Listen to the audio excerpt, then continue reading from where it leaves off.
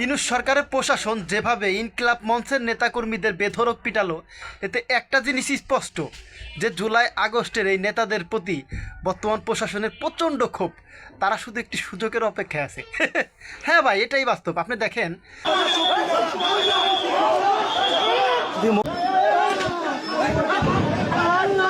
যে ইনকিলাব মঞ্চের মুখপাত্র ওসমান হাদি বলেছিল, আমাকে যদি কেউ মেরে ফেলে আপনারা বিচারটুকু অন্তত করেন। সেই বিচারের দাবিতেই ওসমান হাদির বউ, তার বাচ্চা, সেই 9 মাসের বাচ্চা, ওইখানে কর্মসূচি দিয়েছিল প্রধান উপদেষ্টার বাসভবনের সামনে।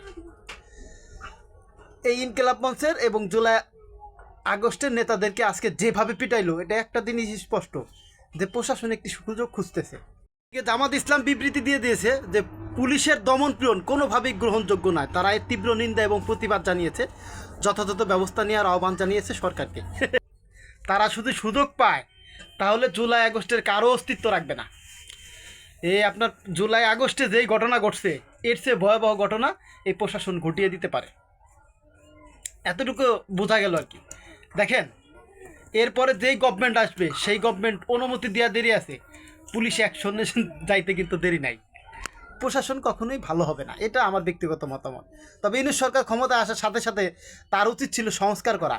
তারা সংস্কার নামে মূলে ঝুলিয়ে এতদিন রেখেছে, কিন্তু তারা সংস্কার চায় নাই। ওসমান হাদির বিচার জাতিসংঘের অধীনে তদন্ত করার দাবি করেছিল তারা, যার কারণে তারা যেভাবে তারা মায়ের খেলো। সরকার দাবি করতেছে 23 জন আহত হয়েছে, কিন্তু গুরুতর আহত বহুত। কিন্তু গুলিবিদ্ধ হয়েছে এই ওসমান হাদির সহকর্মী জাবেদ।